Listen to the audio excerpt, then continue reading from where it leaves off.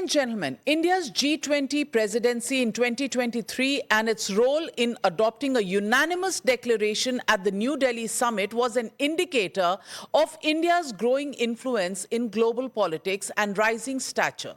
It was at a time when a divided world witnessed the Russia-Ukraine war, and there were differing priorities between the developed countries and the global south. India, as the host of the G20 summit, was asked with the responsibility of forging a consensus on the way forward.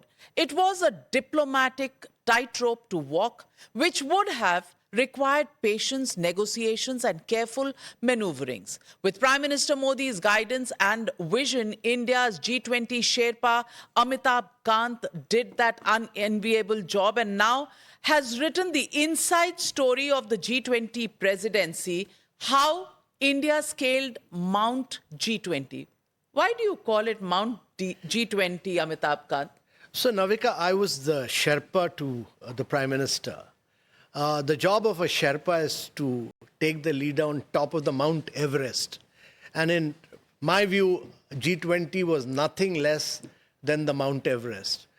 So I was really the Sherpa of a leader whom I could take on top of the Mount Everest.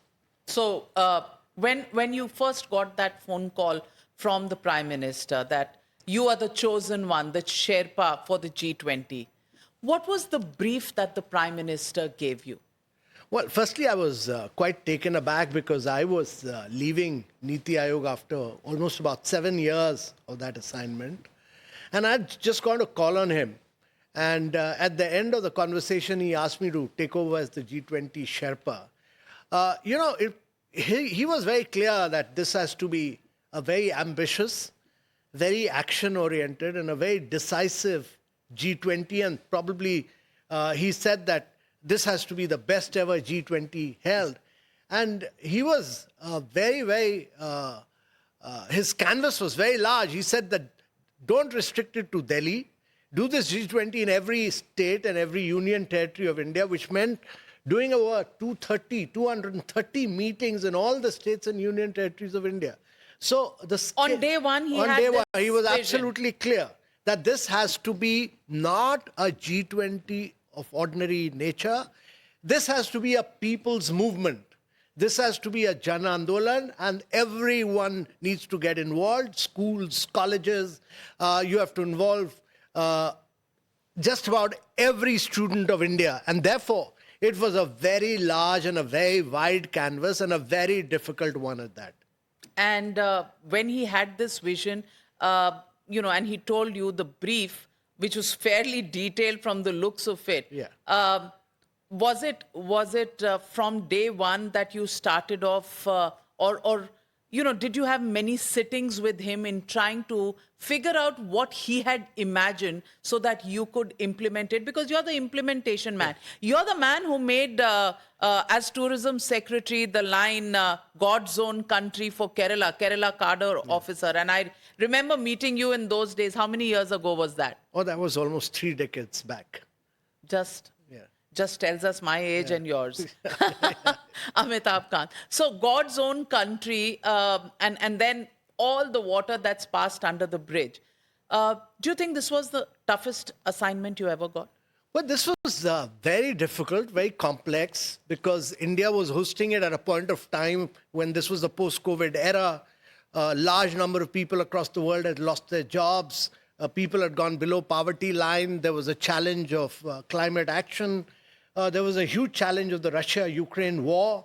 And in addition to this, there was a breakdown of global supply chains all over.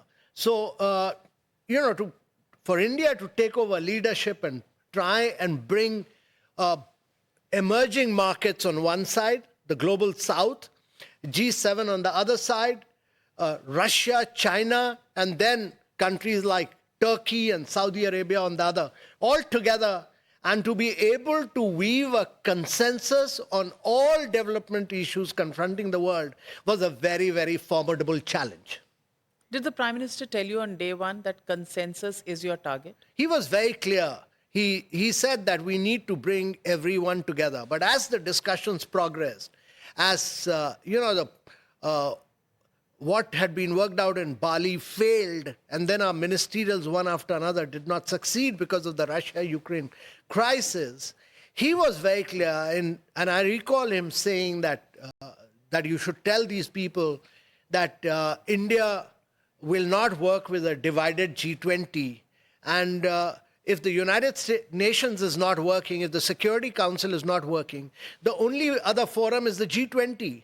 And if G20 also doesn't work, then India would rather work with BRIC and will work with IPSA rather than working with G20. So with that mandate, I was able to, be very forceful, be very tough while negotiating, because for him, consensus was absolutely critical and necessary, because multilateral forums work when you have a full consensus.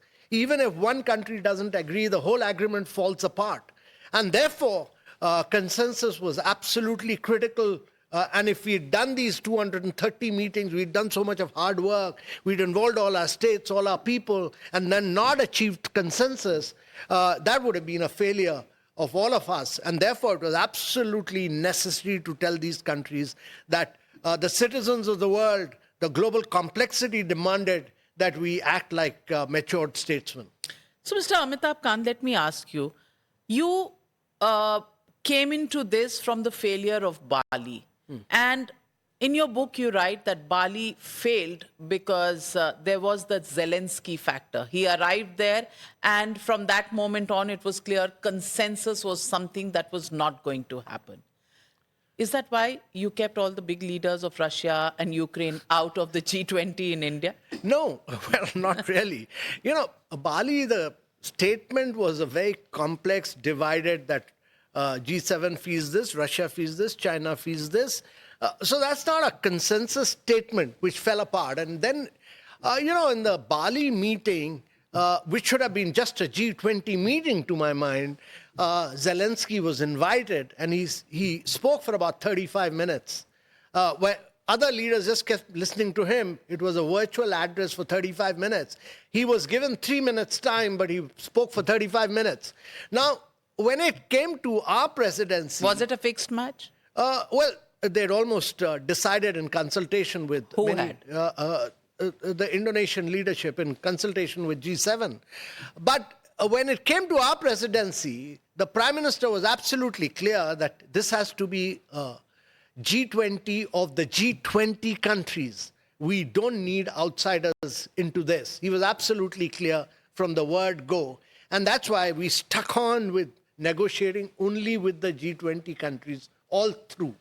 So let me ask you, Russia and China, not the best of friends at that point in time, with India, was it tough maneuvering them? Especially, you write in your book that the Sherpa from Russia did play hardball.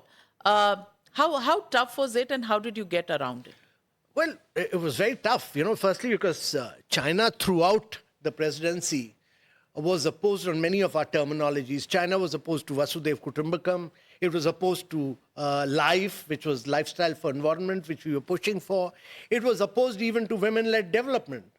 And what was their problem with all of these? Well, the Chinese diplomacy works on its own terminologies, and they wanted insertion of their terminologies, which was not acceptable to us. And it was only towards the end when they opposed it throughout the year. And it was only when we had been able to build a very close personal relationship right in the end that we were able to convince the Chinese that this is our presidency, it is in our national interest. And we won them over, and we killed them with kindness, and we saw it through. So what was that kindness that you showed the Chinese counterpart? Well, several things, because if you read the book, you'll realize that it's always, one is that building relationships. So we had to, you do several things. You have to threaten, you have to cajole, you have to intimidate, you have to be really nice. And I think in the case of Chinese, doing a lot of bilaterals really helped with us. And then, much later, when we were doing the agreement, the Russian Sherpa was very nice, but there was another person, the deputy minister, Mr. Pankin, who came in, and he negotiated on the geopolitical aspect of it. And when we finally got everything through, and we said in the 16 drafts had failed, the 17th draft, I said, either you take it or leave it to all the leaders. And I said, if you don't accept this 17th draft, because I knew everybody's red line, on that one para, we had done 300 hours of negotiation. We had done 250 bilaterals. I knew everyone's red line. So the final draft, we gave at about 12:30 in the night. The leaders, all the leaders had already come in, and we said, this is take it or leave it. And I walked out of the room and I said, by 4 o'clock, I want your confirmation. But the Russian deputy minister walked into my room and he said that we want a line against the sanctions. And I knew it was a red line for G7. It was not acceptable. And I said, it's not possible. It's not feasible. If we will never accept this. And they were being very difficult at that time. He consulted Mr. Lavrov and they were being very difficult. But then we told them that I consulted Mr. Shankar, and I told them that if you do not accept it, we have no other option but to get Mr. Zelensky to give the next address after our prime minister. You actually blackmailed them. Yeah, we did that, and within 15 minutes of that... You said Zelensky would be called in? Absolutely. There was no other choice. We said that Zelensky will be, and that's in the book, that he will be the next speaker. And we got their consent. But then, there were many challenges because in the morning... And that idea came from Dr. Jaishankar? Dr. Jaishankar told me that this is one thing which you must use. Was it said in jest? Or was it a real idea? It was a real idea and it worked. And then, there were many other challenges because in the morning, the Prime Minister came to Bharat Mandapam at about 8 o'clock and he asked me whether you have achieved consensus. I said, no, sir, still a lot of work to do. And he said, I started explaining to him and said, he said, don't tell me the processes. Don't tell me procedures. I don't want to get into it. Get a consensus for me. So the brief was get consensus. Very clear. So 12:30 to 4 deadline, nothing happened till 8 o'clock. Nothing. It wasn't a consensus. So what time? But by 4 o'clock, I had the consent of all the other countries of G7. I had not yet got the consent of United States of America. So I phoned up the American Sherpa at about 7:30 in the morning and I asked him. So he said, give me 15 minutes time because I've yet to discuss with President Biden. And he got back to me within half an hour and he said, two conditions. He said, we'll agree to this, but there are two conditions. One word needs to be changed. So that shows you that every word, every letter matters. Secondly, he said that we want the consent of Russia and China beforehand. So the Russian consent we'd got the previous night, but the Chinese consent wasn't there. So I phoned up the Chinese Sherpa at about 8:15 or so. And the Chinese Sherpa said that, Mr. Kant, this document is acceptable to us, but we want something else removed. So I said, what's that? He said, we don't want United States to hold the G20 in 2026, which was accepted by everyone and which was necessary for Biden because he was getting into re-election. Now, Chinese said that these people do not give us visas. They will not give us visas for Hong Kong governor, many other people. And therefore, my prime minister says, get this line out. I said, it's not possible. Everybody has accepted it. So the meeting started, the leaders' meeting started from 9 o'clock onwards. And from 9:30 to 12:30, I sat with the American Sherpa and the Chinese Sherpa negotiating this. And the Americans said that this line has to be there. The Chinese said this line has to be removed. And finally, they said that we want a legal guarantee that America will issue visa for the entire list that China will give them. And finally, we negotiated for over 3 hours. And then I said that I'm a native English speaker, and the word ensure, a letter with saying ensure is better than guarantee, and finally we agreed on that. So a letter was given. So you actually told them, don't teach me English? Yeah, I had to tell the Chinese that we speak better English than you do. So a word ensure is better than guarantee. You're a man many bureaucrats actually call a man for all seasons. You've been in Kerala, you've been in ITDC at some point. Yeah, that's right. I was chairman of ITDC. Chairman of ITDC. You've been investment promotion and industries secretary, and then Niti Aayog, the startup world. Make in India is a branding that you did. You're the branding guy. this brand of Vasudeva Kutumbakam and the building of the logo. Were you personally involved, or were you translating and implementing the Prime Minister's vision into it? So the Prime Minister's vision was very clear that it has to be Vasudev Kutumbakam, that it has to be one earth, one family, one future. That was totally his vision and his direction. The creative interpretation of that, we worked with the creative agency. We constantly evolved. We constantly gave new dimension to that. And we brought in constant life and energy and vibrancy and many dimensions of the lotus, the flower. The choice of the lotus is what I was coming to. Yeah. So the many dimensions to that. The creative concept of that was very beautifully done. And it evolved over a period of time. So, Amitabh Kant, Lotus got you into a little bit of political hot water because there was opposition that this is the BJP's party symbol and all of that. Was it deliberate? Was that cheeky? Well, it was a national flower, so we looked at it from that perspective. And we looked at it from the perspective of looking at the creative interpretation of that. We never took a political perspective on that. But you could have taken many things from the environment. Why just the lotus? Well, I mean, there could have been a rose. Well, this was discussed, debated, and I think a general consensus was that the creative interpretation of this looked. Had the Prime Minister thought this through as well? Well, I think when you do an event of this nature, which has international magnitude, we all discuss it together. I think it was an all of government effort. Was there a message also, political message that was being sent? Because, let's talk about the reality of the country at that time. 2023 was the year before the general elections, and how we hosted the G20 was expected to play a big role in the image of the government as well, in terms of the governance, in terms of the buzz that it created. And to have in the G20 symbol a lotus was just a sweet coincidence or a planned nudging? The objective and the intention was to make it a people's movement, to take it across India, to take it to every state, every person of India, every school, every college of India. And we thought this national flower will be the best appeal for that. National animal name? National flower. It had much greater appeal. You're very guarded. Why are you so guarded? No, I'm not guarded. I'm just giving you my assessment that the creative interpretation was far brighter. We'd already used the lion in the Incredible India. This was soft power of India on display through the national flower.